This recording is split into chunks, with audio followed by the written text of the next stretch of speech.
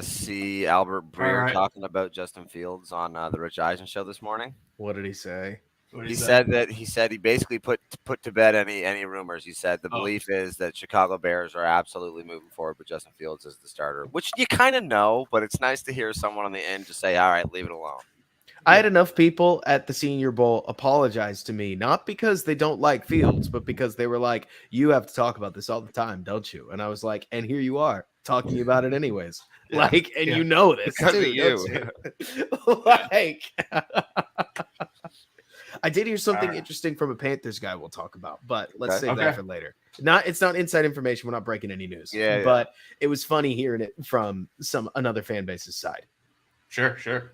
All right. Well, welcome everyone to Chicago Football Connection Podcast. I'm your host, Steve Letizia, joined always by my co-host, Luke O'Grady. And we're actually joined by a third person this time. First time we're actually having a third person on the pod, Robert Schmitz. Thank you, Robert, for coming on. I know it was last minute. Really appreciate it.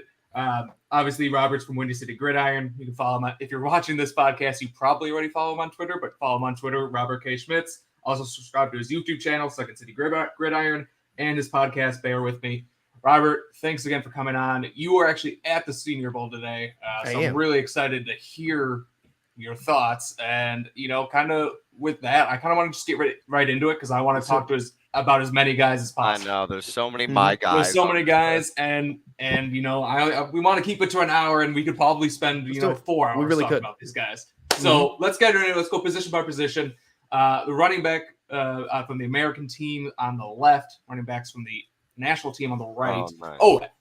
Before actually, I take that back. I have one thing I need to ask you before we actually get into the prospects. Yes. And I almost forgot about it. So as everyone knows, Luke Getsy, Chicago Bears own offensive coordinator, is the coach of the American team. So before we get into prospects, I wanted to ask you if you noticed, what he was really up to. Was he kind of coaching everyone? Was he spending time with a specific position group? Where was his focus? Well, so it's funny you ask, right? Because that's actually a really astute question given this state. So look, we started the day by going to Jim Nagy's presser, which we kind of wandered into on accident. Me and the other guy here, Quentin Crisco, Bucket Stats on Twitter. They asked him, and if you needed him to talk offensive line, I could probably pull him over and he could talk to you because I have two eyes and I have yet to figure out how to point them in different directions. So it meant that I only got to watch what I could see. But so anyways, Nagy got asked earlier today, Jim Nagy, that is, whether he liked the new format, and he did not seem to like the new format. And the Raiders DC that was running the first practice ran a helter-skelter all over the place practice that was outrageously hard to follow. I mean, we're talking as a talent evaluator. So as far as a practice goes, I'm sure it was fine, right? But the wide receivers and the DBs, for instance, they ran like one-on-one instead of each getting three and then moving through the drills at a very, let's call it, coordinated pace. Everything felt completely different when Luke Getsy took over. I mean, I'm sitting next to Nick, oh gosh, the beat reporter Nick, former Audible, like Moreno. Yeah, Moriano. I'm getting caught up on his last name, Moriano, right?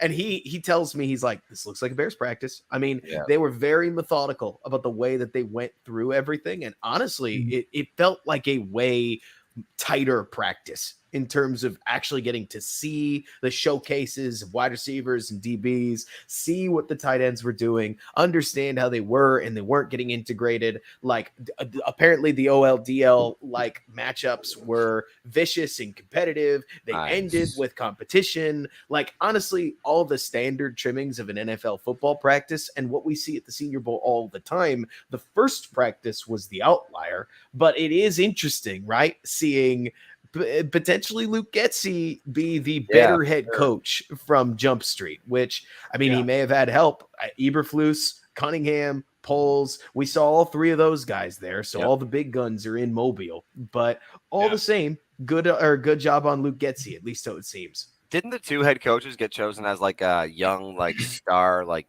head coaches program? Yeah. More or less. And do you think that Getsy benefited from like watching how it was done day one and like kind of got to take some notes about how to do it better?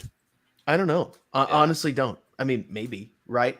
Yeah. But at the same time, the big problem was that as far as watching the practice, they kept splicing in special teams in the first one. Like they probably spent 40 to 45 minutes on special teams. And as great as it is to watch Jaden Reed compete as a punt gunner, I don't care. It's like, and so yeah, that's not why I'm here. Yeah. It's not why I came to Mobile, okay? And so it was funny seeing the practice just kind of be all over the place. I mean, like they played some 7-on-7. If I listed out what they did and you reorganized it, it would look like a very standard like upshift practice that ends in gear 5 and cools down, right?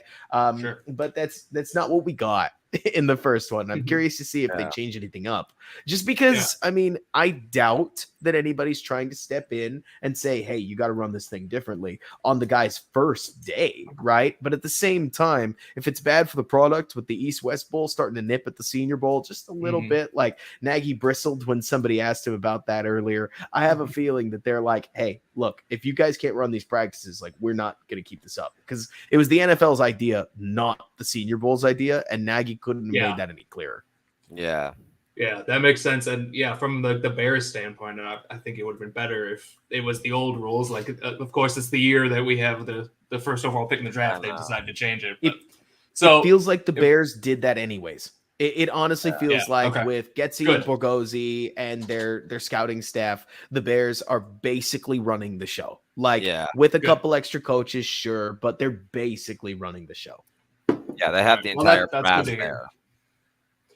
That's good to hear. So if we go position by position, we got the running backs up today. So obviously, for these practices, running back's a hard position to scout in practice.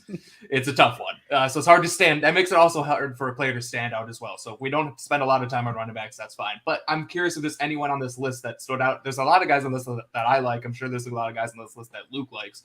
So did anyone from this list stand out at all? Kenny McIntosh got hurt. Non-contact injury. It was called a cramp after the fact, but I've never seen a Senior Bowl injury that wasn't called a cramp. Last time I saw a cramp at the Senior Bowl, Devontae Wyatt didn't play again. So to each their own. But Roschon Johnson is the only running back that looks big. That's not to say that the other guys can't play, right? It's to say that when the running backs all line up, it's like and it's just funny seeing that, right? Other than that, like you're talking about, I mean, we're talking about defensive drills that regardless of whether they're wearing pads or not, they're playing 2-touch out there. So it's hard to get a sense for like running back contact balance. There were some routes that I can't wait to go over, but they split the field just enough that was on the linebacker, safety, tight end, running back side and not the receivers and corners. And at the time, Julius Brents was dealing and I could not tear my eyes away. So they'll give us some tape. I'm sure I'll pass it along so that everybody can get a good look at what happened. But as far as the running backs, I'm not the right person to ask. Perfect. That's okay.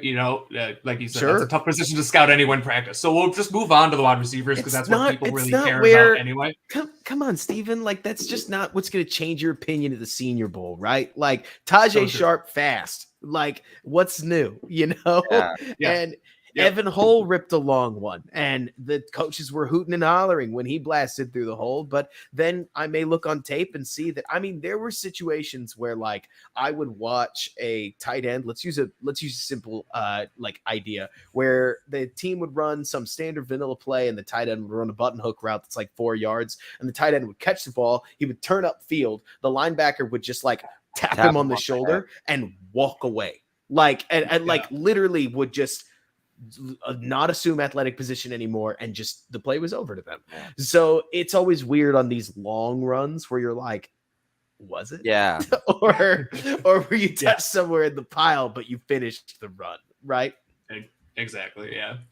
So I got so I got my sheet. Wide receivers. So you talked about it. We talked a little bit before. You were really focused on wide receiver defensive backs. So I'm curious to hear your thoughts. This is the American team wide receivers. So obviously this is the people that Luke Getsy was coaching and the Bears were coaching. So I know there's at least one guy on here that we're going to talk about, but I'm curious anyone who's have you seen the corner list on the American team? I have. In a simple word, they got all the good ones. Like, Okay. not literally all, right? Like, I'm not trying to dunk on Caillou Blue Kelly and some of the other players there, but I mean, we're talking about like Tyreek Stevenson, we're talking about Julius Brents, and you don't have to think that. How do you pronounce his name? Is it Rejon Johns? Rejon Wright? Yeah. Yeah. He'll Yeah, beat the from snot Oregon out of State, you. yeah. Like, it may not be legal. He drew a lot of flags, but he will beat the tar out of you. Did he? And so some of these receivers, like, it's not that everybody struggled, right? It was that you got way more vicious battles on the American team than you got on the other team, where it was just the Jalen Reed, Michael Wilson show. Like, and we'll get there. Darius Davis was a standout in the negative. I would say he had the easy worst practice. Easy worst practice of the receivers. Couldn't separate or bad hands, or what was it? It was, the problem is that Tank was the small guy that was separating, and Darius was the guy who couldn't get away from anybody. We didn't see that speed that he displayed a little bit at TCU. I think Xavier Hutchinson and Jonathan Mingo were trending down and redeemed themselves in the team portion. It was really weird with Mingo specifically because he was losing. Like, he was losing on over routes, in routes, like routes where he was attacking the outside. And again, we're talking about like big, tall outside receivers going up, or outside corners going up against guys that might profile a bit better in Z, right? So you're not trying to play these guys on the outside, but they all have to play there anyways in terms of the practice. But then in the team portion, it was Mingo, it was Hutchinson that were starting to catch the balls against zones. It was a nice reminder, guys, that like the one-on-one football is not 11-on-11 football. And as much as you want to draw takeaways from it, it's not always the same thing, right? I was surprised. Rasheed Rice. You go ahead. Yeah, talk about Rasheed Rice, because he's like one of my guys. Yeah, no, that's what I've heard. So tell me what you love about him, so I can tell you exactly what I saw. Well, which isn't it's not to put you on blast, right? Yeah, it's I more thought his tape looked really complete. I thought he had nice body control. I thought he came out of his routes like nicely for a guy his size. Like, a lot of the things I heard people say like good about Quentin Johnson, I saw in Rasheed Rice. Right. I think he's got a lot of like he's a lot like, I think, Parker out of Penn State too, and that they're a little bit more possession. I think almost like Allen Robinson-esque, but I like that you're saying this because this matches what I saw. Okay. I think there was a lot of mystique around Rasheed Rice, to be honest with you. Really? Like, I think there was a lot of people, myself included, that I was like, I can tell this guy's good.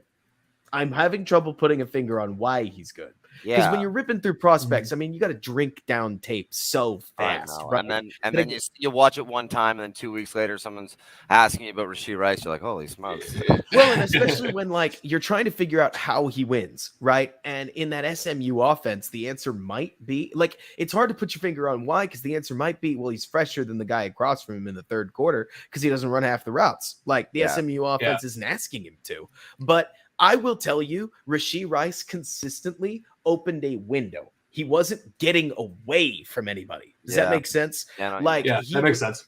He would win on the outside. He wouldn't get bullied. And by win, I mean he had his guy in his back hip pocket, and it would take a good throw over the shoulder for him to collect the ball. And the quarterbacks were not playing super well. I mean, we're not talking about. Yeah, I know. Yeah, I heard that. I heard it made some of the wide receiver evaluation tough because they didn't really give him those 50-50 balls much. Right. Like, I would tell you that a guy like Tank Dell was putting everybody to shame. Like, because again, we're talking about 200-pound long corners, and he's running stop routes that are leaving 2.5 yards of room, 2 yards of room. What you would expect. But it meant that when you watched everybody else and they looked like they were doing battle with some really good corners, and in particular, Tyreek Stevenson closed out the one-on-ones running a route for Darius Davis. Oh, I saw that. That was crazy. It was so good. He picked off that out route.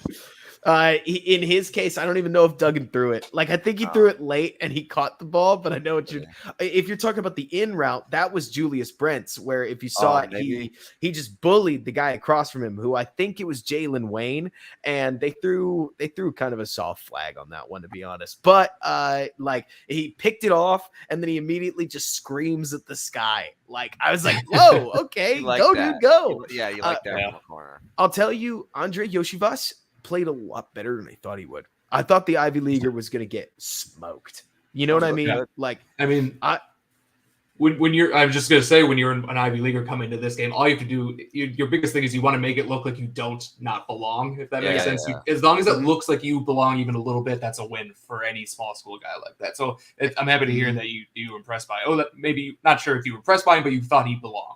Well, he's still having to figure it all out, right? Like in the world of raw, not raw, like we're taking a track guy that hasn't figured out how to run that like common 90% speed that you see a lot of guys run. And he's still running like 75 speed and looks like a lot of guys 90% speed. But if he can just get that a little bit faster and really start to pressure people with his speed, I think he'll get somewhere. His hands were super iffy, but I feel like on the rare Princeton tape I could find that matched up, that like it's not that he's not a hands catcher, it's more that he's more comfortable with his body, right? I don't know. I never want to like label somebody one thing or another, because then Christian Watson improves at the second level and everybody's like, who cares? But I feel like Yoshi Voss, he was somebody that I thought had a chance once I saw the corner list to just get blown out in these one-on-ones, because I was like, they're going to press him and I don't know how he's going to respond. And he did have a team drill where Brent's punched him in the chest and he lost his balance for like a second and a half. Like, I mean, he got messed up at the line, but Brent's was bullying people. Like Brent's had a rep that you can find on my Twitter where he blasted Tank Dell probably 8 yards out of his file off of like a press release drill. And it was just like, oh, that is mean. But of all the people it to happen to, Tank Dell probably hates getting that on tape. Probably, but then like Rush E on the same one, like I think Brent stayed in his hip pocket. I also think really well of Brent, so that doesn't bother me. But in a world of, I think with Rush E, what I'm trying to process is that you see him and he looks a lot bigger than 6'0". 200 pounds. Yeah. To use an example, I agree. I thought he was going to come in at like 6'2". I did too. Close to that, yeah. Cameron Latu looked small, and he's like 6'3", 250. Like compared to Braden Willis, he looked like a receiver. But with Rashid, I'm just trying to figure out, like, is he an X? Is he like but he's just kind of short? Is he a Z? Because he could succeed as a Z. But I also think that Xavier Hutchinson and Mingo, I'm still kind of trying to put a finger on, because like, okay, another guy we haven't talked about him much. Dontavian Wicks was, I don't want to call him a no-show. That's going to make it sound like he played poorly, but I would say other people distinguish themselves more, except for one rep where Wicks absolutely dummied his guy. He made it look like he was going to run like a like one of those slant that turns into a curl, right? And when the corner felt him, or when he felt the corner on his hip, he flashed to stop and then just ran or like kept going. And it's cool. It's just not going to happen in a game. Right. That's one of those ones where the receiver just has all the time in the world just undress him. Right. You're like, hey, that rules. I'm excited for you, man. But I don't know if it counts. Yoshi Voss did have one where he had a really nice corner route that he barely got positioning, left his guy in his hip pocket, and made an over-the-shoulder catch to his left. So he flashed a couple plays. Like he's the kind of guy that everybody wants to earmark for like their guy. You know what I mean? Yeah. And so I think when I feel people pushing somebody, I naturally pull back a little bit. So I'm not trying to do the same tank thing on the guy too much. But he's definitely intriguing. He looks big out there, which is nice, but it's all like the corners looked bigger than the receivers, which isn't a problem. It just means that I don't know. Do you guys feel like there's a crew of X receivers in this draft? That's exactly. It feels like a lot. It feels like you do. You think so? Yeah, I completely agree. I feel like I've been throwing around like comparisons to like Devontae Adams and Allen Robinson all the time for these guys. It's all over the place. So I'm really curious to see who sticks. Yeah, I feel like at the Senior Bowl there's not really that much. Like maybe Xavier Hutchinson. I really was hoping like A.T. Perry would be there. I feel like he's a true X. Like Quentin Johnson. Like those guys, I just don't not those sure. Those guys are X guys, you know? Right. But so we'll see about that. But and we're talking Bears draft, right? Like as we do this. Exactly. I'll tell you if there's one other thing that's a little frustrating about just these Senior Bowl guys, right? I'm curious to hear what you guys think, but like I feel like the Bears are maybe not earmarked, but like, let's go through their roster, right? They've got a hole at wide receiver 1, but then they've got Darnell Mooney, who they're probably going to extend. They've got a guy in Chase Claypool that represents very significant investment. They've got a free agent that they're the ESP, sure, but like, let's go down the order, right? Yeah. They've got a free agent that they're likely going to sign. Is it Alan Lazard? Is it Jacoby Myers? Is it DJ Chark? It doesn't. They've got that guy, right? Then they've got Velus Jones, who's a 3rd-round pick. They just spent, so they're not going to cut him. And then, like you're saying, they've got your ideal backup in ESB. So the only spot on the roster is up at the top. And I feel like if you're not a top 40 pick, then it doesn't really like you're not who the Bears are looking at. We've talked about this too, because the Bears really near the end of last year were only dressing 5 or 6 receivers at most. 6 was like a long shot. It was really only 5, and we had Velus, Claypool, Mooney, a free agent, and ESB. But the free agent, to some extent, ESB could be cut. We could take a free agent and still draft somebody. But if it is going to be to be honest, and I think we've kind of talked about it, like if it's not one of those top 4 guys, like a Quentin Johnson, a Jordan Addison, and a Jackson Smith and Jigba, or we like Zay Flowers a lot too. If it's not one of those guys, like if it's not one of those guys, like I mean, to be fair, it's always worth taking a shot at receiver in this 5th or 6th round, and a lot of these guys showed value here and will be there. But I know what you mean. The top end talent probably isn't in Mobile this year, is it? It's just funny because we're talking about like these late 2nd rounders, best case scenario, a lot of talent in the 3rd round, 4th round, 5th round, guys I like, but there's just too many red flags to take them too early. Now, maybe that doesn't matter. Maybe I'm slow on the curve, just like Ryan Poles, I kind of think was last year, and wide receiver value is going to push these guys way up the board. But Steven, I heard you about to say something. What did you have on your mind?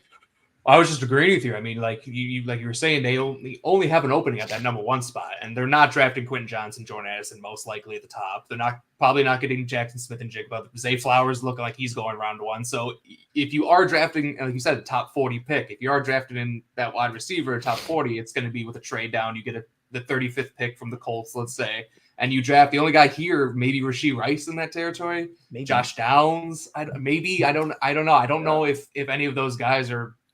Like you said, those aren't number 1 guys. And I'm not. So as much as we want a wide receiver for the Bears high, I just don't know if the board's going to fall though. Right. Yeah. Do I think Xavier Hutchinson is fun? Of course I do. Yeah. Do I think that Jonathan Mingo can play? Absolutely. But Xavier Hutchinson is going to fill that Mooney role on another team. Right. Yeah. And Mingo, I don't know where I would put him, like not on the football field, but like, I don't know. Because he feels kind of to me like either a Z or a power slot, like somewhere in that range. But I like him in the slot. Yeah. Exactly. Right. Because he can do a lot of things for you there, but the Bears probably aren't going in that direction. And I mean, like, if you told me today that the Bears are going to swing big, they were going to just really throw their weight around, they were going to find a way to get Brandon Ayuk, I'd be like, I get it, because they're in a spot at receiver. Like, man, if I would love for the Bengals to give up T. Higgins, but I feel like dude, he's exactly what Justin Fields needs. Just a throw it up guy. Yep, but you do have to buy my house, don't you? You'd have to buy my house. Like, dude, we've been saying it all offseason. We have money. Somebody come take our money. As far as the national team receivers go, I'll tell you. Okay, are we Ronnie Bell fans here? I'm not a huge Ronnie Bell fan, but I have not watched a ton of him yet. So are we Trey Palmer fans here? I like Trey Palmer. Should we be Ronnie Bell and Trey Palmer fans? I don't think so. It's not to tear the guys up. Trey Tucker looked small. I heard Trey Tucker stuff. Like, he looked very small. Puka, there are a lot of people that are. I like Puka a lot too. The only problem is that the only quarterback that was throwing the ball well, and not even well, like they had some problems on the national team, was his quarterback. And like, if you're sending a receiver to the Senior Bowl, doesn't it make sense that the only receiver he has familiarity with would look a little better than usual in the team drills, right? And so I'm trying to take that with a small grain of salt, because the quarterbacks don't have timing with anybody except for his guy. But we're talking about a receiver with size, with speed, that understands leverage, pops off for huge games across his college tape, and only has minor injuries. Elijah Higgins has more burst than I want to admit. He's still, let me see right here. He was listed at 228, which is a couple pounds lower than he was at Stanford, and he can't break side to side. But in a straight line, he's really good. Michael Wilson is an athletic ball of clay, similar to Braden Willis. Like, he's got suddenness in his movement. We're talking about somebody who's 6'2", 215. Like, that's an X receiver if he stops fighting contact as much as he does. Like, it's not that he gets bullied by contact, right? It's that he wants to dominate. And I think he could learn to, as Mike Martz would say it. Yeah, I can't believe I'm quoting Martz either. Just run through it, man. You know what I mean?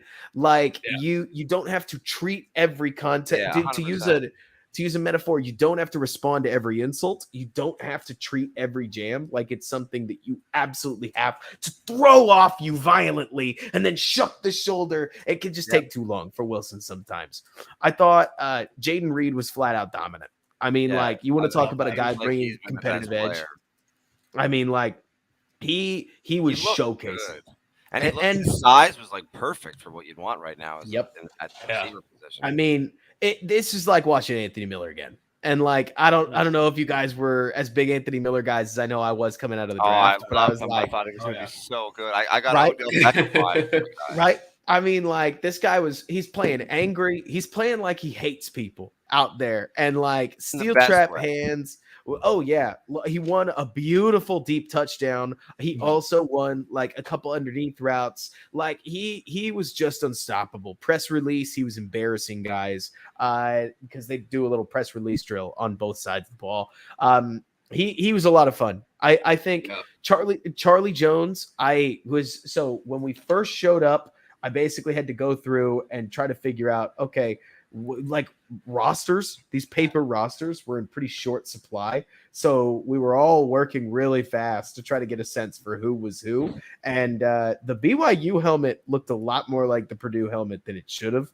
So I kept getting the two confused. But that's actually a good thing here. Oh, no, it was Grant DuBose that kept looking like Charlie Jones. I actually don't know if Jones was out there. I was going to say, I didn't see anything about Charlie Jones on Twitter. Just weird because I know a lot of people, he's a fan favorite. Oh, he's good. And the guy that replaced him, Grant DuBose, he's got some footwork jolt, but he uses too much of it. Okay. I mean, I know I put out a tweet earlier, like, speaking of too much, like, Jaden Reed was the only person that beat Jaden Reed. Because there was one drill he flat out ruined where, like, he had to make an out route and it was like a chase drill where basically the receiver releases first and then the corner chases him. I don't know why this is a thing, to be honest with you. Just like, make up speed, whatever. I don't know. But then Jaden, for some reason, decided that at the top of his break, he was going to pause for about 2 full seconds before breaking out. And I was like, my guy, what are you doing? That's not the drill. But again, that's where, like, if we could, we would love for football practice to be 11 on 11 pedal to the metal that also showcases receivers. It's not what it is. And so we work with what we got. And Jaden Reed was just footwork king, like, absolutely taking it to his corners. Right. And the only corner that I feel like particularly distinguished themselves, I thought I'm going to assume you pronounce it Mekhi, but Mekhi Blackman, the late ad from USC, I thought he was spicy. Now, they didn't let him. They didn't let this group press like the other group did, who was basically allowed to go up and do whatever you want in the one-on-ones. I mean, I'm not kidding. Muggings. American drew 7 flags, and I thought the refs were soft on a lot of them. To be honest with you, like. I'm a defensive fan, so I will tend to side with the corner. But they were playing a lot more off man and a lot more like cover 3 style drops. And I thought Becton or Blackman, I keep calling him Becton, looked really solid out there. But he was the only one who was keeping any pace with Jaden Reed. Reed was just boat racing everybody else. Yeah. Well, I've been pushing my Jaden Reed agenda for a while, so it's good to see him. Going off. And that video you posted. Draft him? Where would you draft him? I would draft him day 2. I would draft him day 2. Mm-hmm. Third though, or second? I would draft him at the second. Like that 53rd pick for the Bears, I would draft him that high. I feel like. I think he makes sense there. It's just a matter of does he become one of those? Do the Bears become basically a bunch of twos? Which like I'm fine with. I just maybe I want to make things easy for Justin Fields to a fault. Like I'm almost treating him like my special. I'm with you. But I do think that a lot, and I think honestly, the guy that you're with, like the stats, I don't know how you pronounce his last name, but Quentin Crisco. Love it. He made a really good thing. Yeah, it looks like a nightmare. It looks like it's got like every one of the last 6 letters of the alphabet. Yeah, but he had a cool post about like how much better Justin's performance was on the games when his offensive line played good, and obviously that's going to have a positive correlation. But I think that fixing that to some extent correlates with an improvement from this receiver room as well, without even influxing any new talent. If they add one good player from either free agency or the draft, I think it's fine. And I don't know if it needs to be in the second round, like you said. Like I think with the group you have right now, if you added like a Rashee Rice in the 3rd or the 4th round, like that's I think fine if they're aggressive in addressing the offensive line. Right, and offensive line, there's some dudes out here. I can't wait. There's so many good people there. All right. Maybe we should skip ahead to O-line then. Yeah, we could probably skip tight ends. Tight end, like anything quick. I didn't really notice. I mean, I obviously was there. I was just following on Twitter, but I didn't see a lot of people tweeting about the tight ends. That's because there's only so many people that actually had the idea to bring crews to actually watch everybody. And you're either watching the receivers, the corners, the offensive line, defensive line, or the safeties and tight ends. And tomorrow I want to spend a little bit more time with the safeties and tight ends, but I mean, it's wide receivers are fun. Come on. And so I'll tell you that I feel like I need to actually watch Davis Allen so that I can tell you whether he's, I don't know, good. I haven't watched him either. I haven't watched him yet. Payne Durham looked exactly like he did at Purdue. And I mean that very positively. Like he was locking people up on the ground. He has his little quick feet for 260-pound guy, and he's getting open underneath. Sure. You know what I mean? That's a guy you're like, boom, we're done. Luke Musgrave reminded me that he's a very specific player. Right. Oregon State was willing to run him on these crazy vertical seams where they were like, dude, just run. And he is crazy fast in a straight line. But here he was running mostly these little button hooks and like split outs and a bunch of the stuff that is going to surprise you. Cameron Latu was, I don't want to use the word dominating because that's just not what Latu does. But his smoothness in a lot of these like outbreakers, quick in breakers, and button hooks really meshed. Like that was something the quarterbacks were having an easy time getting along with. I feel like Will Mallory has potential to be a bit of an all-rounder. Like every time I watch Mallory, he gives me a little bit more than I think he should. Like he's the kind of guy that I've got notes that say like he's stiff in his hips and then he makes a break just that little bit better than you think. And you're like, for a stiff-hipped guy, he gets an awful lot of yak. And he makes some of these catches where you're like, okay, dude. Like he'll snag. I like Mallory. I like Mallory a lot. I like Mallory a lot, like day 3 tight end, like development receiver guy. I think so. I did you notice him like at all at the Senior Bowl? He looked like himself. I mean, the trouble with the tight ends, I need to so Getsy did a drill where he was featuring safeties versus linebackers. And at one point, Musgrave just sprinted past his safety on like a deep corner route, and the safety wasn't even close. I'll tell you, as far as safeties go, Sidney Brown out of the Illini and Christopher Smith from Georgia had pretty good days today, but I'm talking like I watched half, maybe a quarter of what the safeties were actually doing. And like they spent real time on a rip drill, which is great practice. It is not Senior Bowl practice. And so it's that push and pull of like, is this the time to teach kids that? Like, is it? is something that's just funny to follow. I love Braden Willis as as not just a story, but also like a player. I am dying to see where he fits in the NFL, and he didn't do anything crazy today. But again, I was mostly watching wide receivers and corners in close combat. So what Braden Willis did on the other side of the ball in his one-on-ones, I do not know. Right. Okay.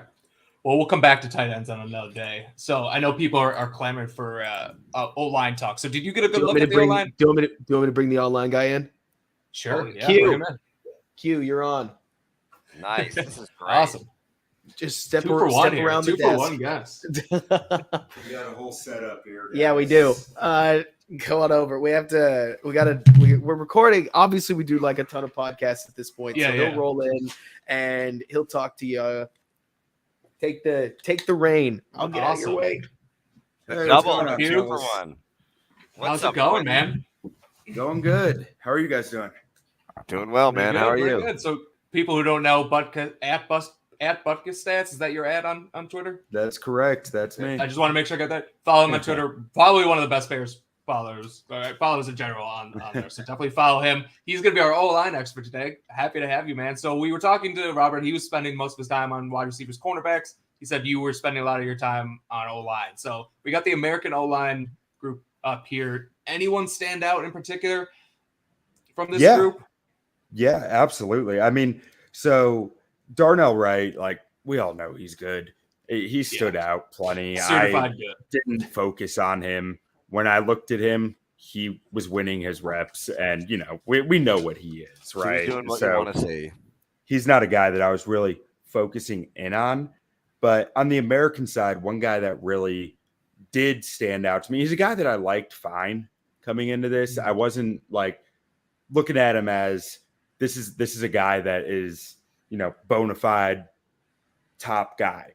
But I saw his film as Matthew Bergeron. I saw him as a guy that, okay, you can work with him, and when I was watching his one-on-one reps today, it was like, this might be a dude. Really? Like he was putting out some very nice stonewall reps out there. Yeah. And he carried it into team, and it was fun to watch. I really got the feeling like I need to go back and watch some more of this guy's games to see if there was some more of this out there. Yeah, I like Matthew Bergeron when I watched him. Sorry, just real quick.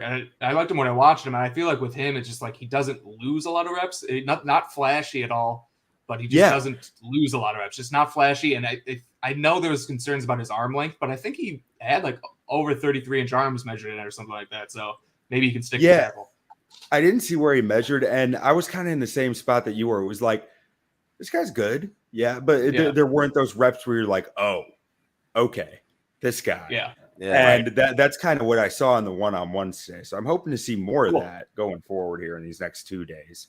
And then let's see a few other guys that I liked on the American side. So one of these guys, Emil Ekiyor Jr. from Alabama, man, I have the weirdest relationship with this guy's film. Like I just, it was just like, I love him. And then I'm like, what are you doing? Yeah. And he put out some really nice reps today, and he was taking snaps at center, or he was snapping the ball at center, which isn't something that I saw at Alabama. And he was holding up well. Go ahead. No, I was just gonna say on the out of position thing. I saw Cyrus Torrence playing a lot of tackle today, which I thought was interesting. Really? Yeah, and honestly, I wanted him to have a better practice. I really liked the Cyrus Torrence, and like today, I don't think he dominated like I thought he was going to see. What did you think?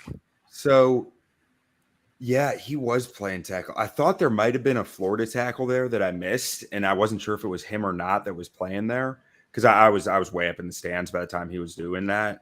I wasn't catching his number as well. But yeah, I guess that was him at tackle. There is a Florida tackle, Richard Gurage, or I don't know if I'm pronouncing that right, but I don't know if that's who you were seeing. I didn't. Okay, yeah, that's who I thought it was then. But Torrance played some tackle at Louisiana Lafayette, or not Lafayette. Yeah, at Raging Cajuns. Is that? Yeah, that's Louisiana Lafayette. That's not that. Yep. It was spot play like against Texas. I turned off the game after the third quarter because he moved to tackle, and the grades were going down. So I was like, I'm just not going to count his snaps at tackle. Yeah. But yeah, I really like Torrance's tape at Louisiana. His tape at Florida, I didn't think was as impressive, which it was. I wasn't sure how much of that was the talent level or what. He was fine to me today. I didn't see him as really going up or down in any way. He just kind of stayed about where he was. There were a few plays where I thought really stood out from him as like, the wow plays in the run game. But that's kind of what I expected to see from him. Yeah. He's not the, my personal opinion on him, I think I've read some reports that were a little different, was that, in my opinion, I don't think he's really an outstanding pass protecting guy, but he can make some home run blocks in the run game was the way that I saw it. Yeah. And then anyone else? Wanya Morris. Oh man, probably my favorite prospect out there right now. Oh, really? Really? Yeah. I mean, not to say he's the best tackle in the class, but Sure. He's Anton Harrison has kind of outshined him at Oklahoma, and Wanya Morris was at Tennessee playing left tackle for 2.5 years, or maybe it was only 2 years that he started, and struggled there, and transferred to OU 2 years ago. Lost a fair amount of weight. I talked to him after the practice today about it, and he said that he really the Oklahoma trainers just helped him cut out some of the bad weight, and it helped his athleticism really start to shine more. I mean, he was a 4-star at Tennessee in the SEC. Yeah. The guy's got talent, and he looked good today. And so in some of his Oklahoma film, he looked like he was still kind of figuring some stuff out at right tackle there, but it was, I think Brugler had him the number 9 tackle in this class right now. And that's about where I see him. Yeah, I think he's just getting undervalued a lot publicly because he gets overlooked because no one knows who he is, where he came from. If they do, they say he stunk at Tennessee, and he really shined this year at Oklahoma, and he continued to show that today. Cool. Yeah, I'm intrigued by him. I need to watch more. Yeah, and so some of his tape is very up and down, but like when you see it, you see it. He shines on pretty loudly at times. What'd you think of John Michael Schmitz? I had some good reps. So he had some really nice reps. But he had a few that I'm sure he wished he had back. And if I'm being honest, I feel weird talking about him because everyone is very high on him, and I'm assuming a lot of that is the 2022 tape, which I've had a hard time getting any all 22 on it. It's so hard to judge a center on broadcast tape. So I've just tried not to judge him on 2022 broadcast, which means I've judged him on 2020, I think, all 22, because that's all I could find. And he didn't grade that well for me on that. He looked good today. Like I said, a few reps he probably wish he had back, but I'm interested to continue watching him because there were a few reps where I was like, okay, I see what people are saying there. Yeah. Mm-hmm. All right. What about the national team? Because I want to make sure we get through everyone. So national team, I obviously DeJuan Jones was the guy that was all over Twitter today with his reps. Was he as impressive as everyone was saying?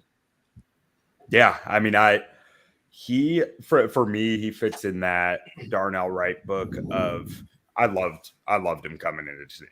Yeah, I mean, I think when your upper body is that strong and that much longer than everyone else, I just don't think there's many ways for anyone to win.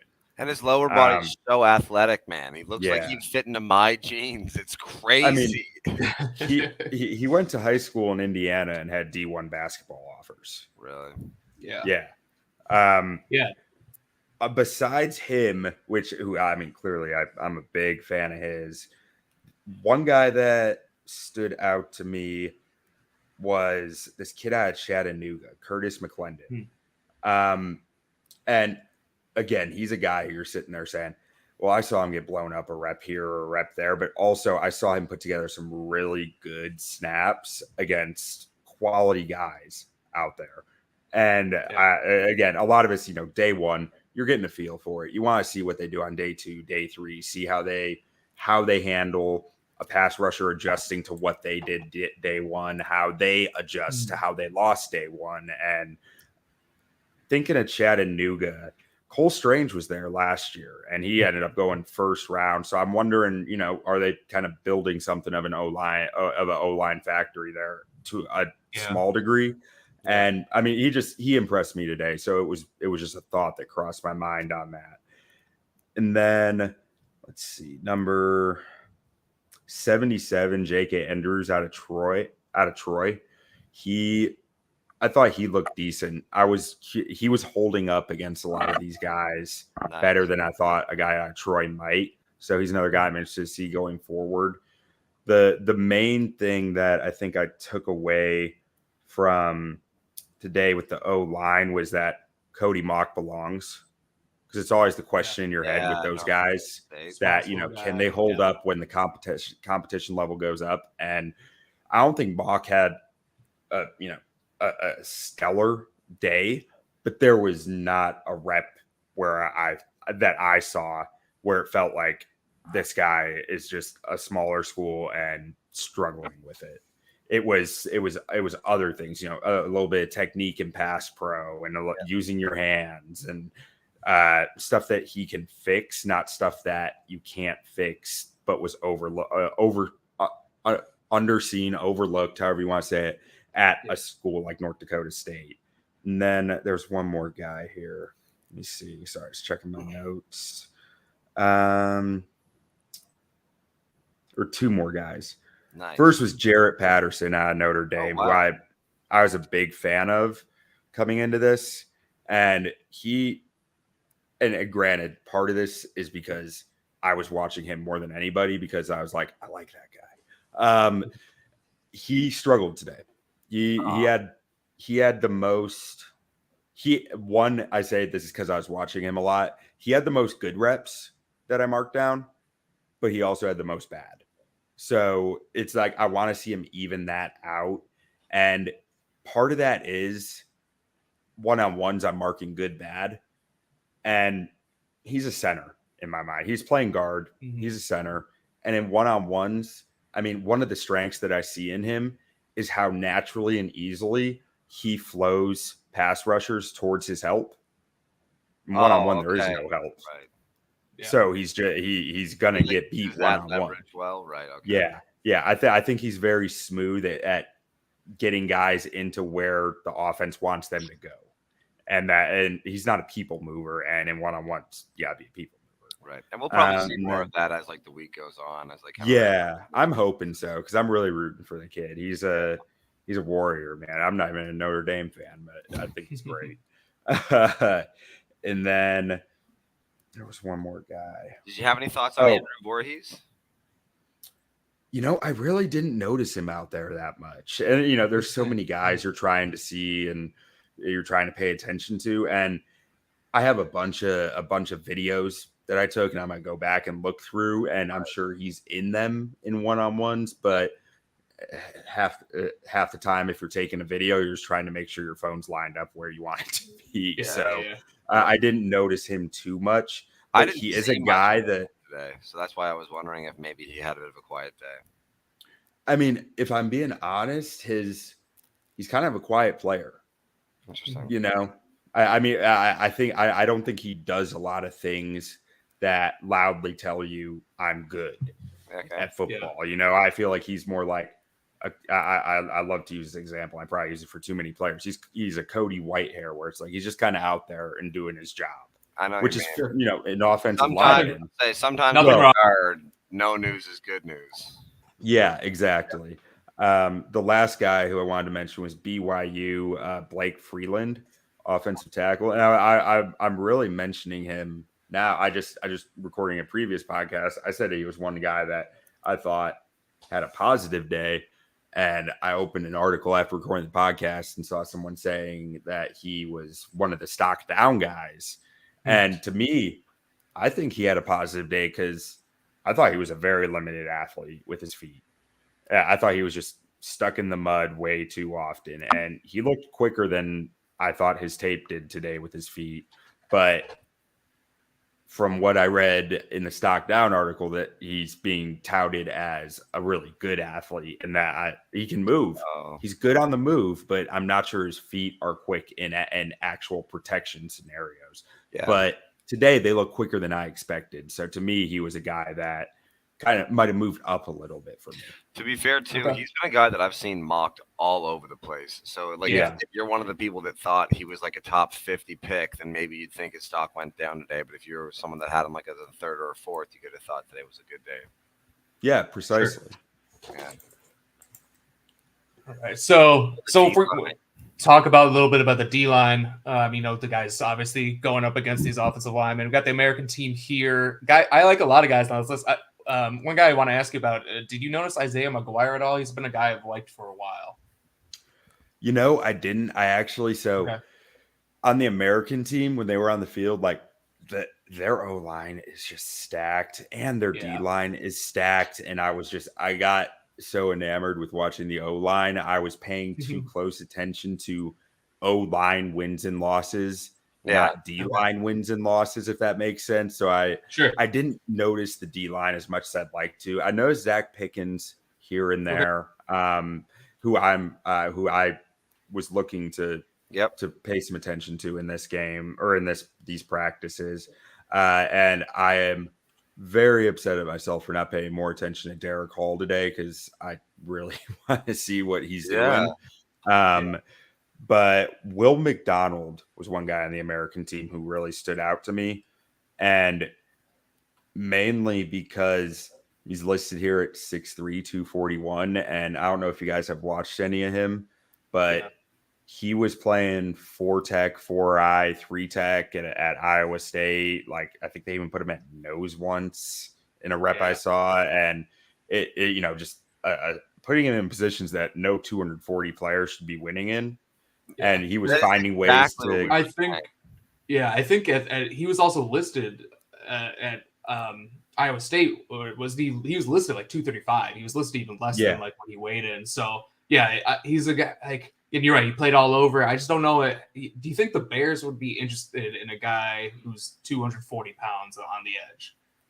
So I have to keep reminding myself no.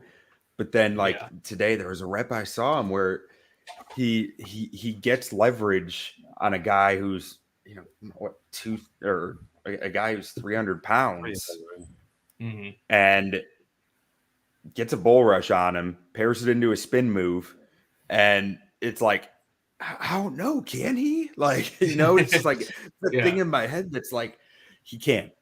But that seeing him do that was just like, I don't understand the physics of it, but it's I know. No, he looked really good today. Enticing. He had a couple reps against like some of the big boys. Like he had a good one against Duncan. He had a good one against Wright, where like he was leaning into them, and these are big fellas at 245, and like didn't like look like he was imparting more on them than they were on him. He looked good. Yeah. Especially as like as a Bears fan, like if we're gonna draft an edge guy, like it's a 4-3 outside, like it's a 4-3 edge where you need to be pretty strong to set that edge, and he impressed today. I'll be honest, because I said like I liked his tape, but I was worried he'd be a little too lean to like translate to that position that we need in the NFL, and he didn't look like that today. Yeah, I think a lot of it with him at the end of the day is going to come down to does your training staff think he can add weight? Yep. Add functional weight and keep speed, and even if he loses a little speed, I think he can work with it. But if not, it's probably off the board. But I still wanted to like watch him and talk about him. Yeah. Ali Gay was a guy who I had some not high hopes for, but like I was hoping would show out a little more today than he did as a guy who could fit that 4-3 defensive end. He's 6'3", 260 something. As a guy who that's the type of build you want, right? Like 260 to 280 is kind of what you're looking for in that range. But I felt like he struggled some with some of the pass protectors. But again, there's 2 more days to fix that. Yep. Yeah.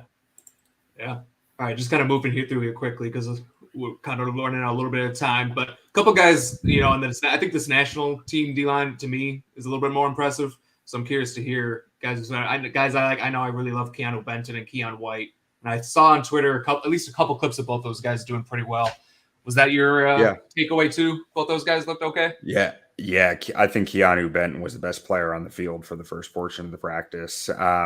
He during some of the drills to warm up, the agility drills, like he really looked good, and then he just carried it over into one-on-ones, carried it over again into team. Nice. And Keon White he looked stronger than I thought he was. And I knew he was, he's a guy who can fit that 4-3 defensive end, but I knew he was explosive and I knew he was thick and had to be strong, but I'd never seen the strength felt bigger in person here. It felt like he was more dominant strength-wise than I'd seen on tape. Other than that, Yaya Diaby was a guy who I was kind of wanting to keep an eye on in this game, who also kind of fits that mold. And he was a guy who, he looked solid throughout all of it. But the thing that was interesting was he was playing a lot of, he was doing all the drills with the interior D linemen and playing 3-tech at times, which I wasn't really expecting coming into today. I thought Foskey had a very nice day. He's a guy who I was a big fan of coming in, though, so I didn't watch him as closely. And then Nesta Jade Silvera was a dude who I knew nothing about, but I marked his number down multiple times as impressed. Okay, I haven't watched any of him, so I got to watch him for sure. I like I said, I never really heard of him either. That's interesting about Yaya Diaby because I liked him at Louisville a good amount. Yeah, and I kind of like him on the inside too. I think he was like 270 around something like that. Yeah, somewhere around there, size, 270 or so. Probably would have to bulk up a little bit to play inside there. But a guy who's probably intriguing. He's probably never going to have the bend to be like that big sack guy. But if you have a really good interior rusher, he's a guy who will set an edge strongly and bring a little pass rush juice with it. Yeah. What about Adebaware from Northwestern? He's another guy I really liked. I saw a little bit of him on Twitter today, but not a whole lot. Yeah. So I mean, his motor is nonstop. He just constant mover. I like that he cleaned up some of his. It felt like he was making more of a point today to be efficient in his movement, which is one of my issues with him. I feel like he's just kind of flailing around sometimes without purpose. So if he felt more purposeful today, which is definitely a good thing. And I mean, he's powerful. I don't think there's any question. The dude's got plenty of power, and he showed through some of that in drills. He did struggle in some of the one-on-ones. But not for a lack of power, but just more lack of technique or really understanding what he having a plan, lack of having a plan. What did you think of Isaiah Foskey? I thought he looked really good for most of the day. Just big, fast, explosive player. Yeah. All the highlights. I mean, there's only a handful of people that I got to that their highlights stumbled upon my stream today or my following or for you or whatever it was, but I saw Isaiah Foskey's name a lot. Yeah. No, he had a press conference this morning too that I gotta go back and listen to it again. I thought it was interesting at the time, but I don't remember what exactly was talked about off the top of my head. Yeah. And your day one impressions, if you had one person you wanted the Bears, like if you wanted the Bears to draft in your day one impression, who would it be? I mean, it's still probably Darnell Wright or DeJuan Jones, but outside of those two, to guys who I did not, have in that top tier, 100%, for like first round caliber guys prior to today, Matthew Bergeron's probably. Oh wow! Okay, I was most impressed by. Awesome, interesting. Did you get a chance to see the linebackers really at all? I really did not. I think Okay. I missed a fair amount of the edge rushers because they were working with the linebacker. Like some of them were working with the linebackers for parts of the day. Yeah. So I didn't get a good look at them. Yeah, that's cool because it's curious because they have Will McDonald in here. We kind of talked about him earlier because he's more of an edge guy, not really a linebacker. Same thing with Eku Leota. He's more of an edge guy, not really. I don't know if he was going back and forth. So that's just, but yeah, that's cool. We don't have to talk about everyone. We're kind of running up on the time anyway. And we talked a little bit about the corners. Robert mentioned some corners, some safeties who did okay. So I think we're probably at a decent stopping point. I like to keep these under an hour. But thank you, Quentin, for coming on. Sorry for being a little heavy with the words. No, it was great. Killer, bro. Yeah. It was perfect. I mean, we're not. I mean, you can only see so much just watching the Twitter videos. It's nice to have someone's perspective for who's actually there. Robert, I'm not sure if you could hear me, Robert, if you're still in the room, but thank you for jumping on as well. Yeah. We'll definitely have both you guys on again. Yeah, we'll have to do a breakdown show next week and just see if your opinions change after day 1 too. See who got better over the week, because I think the more that people kind of start to like climatize to this kind of like college Pro Bowl environment or like Senior Bowl environment, I think we'll start to see people by the end of the week start to really pull away from the crowd. Hopefully, so. Yeah, I think so too. Definitely. All right, Q, thanks so much. Thanks everyone for listening. Make sure to follow Robert and Q on Twitter. Make sure and all their podcasts. Make sure to subscribe, like all that stuff. We'll talk to everybody next week with a recap of the Senior Bowl and all the Bears news. So thanks everyone, and bear down.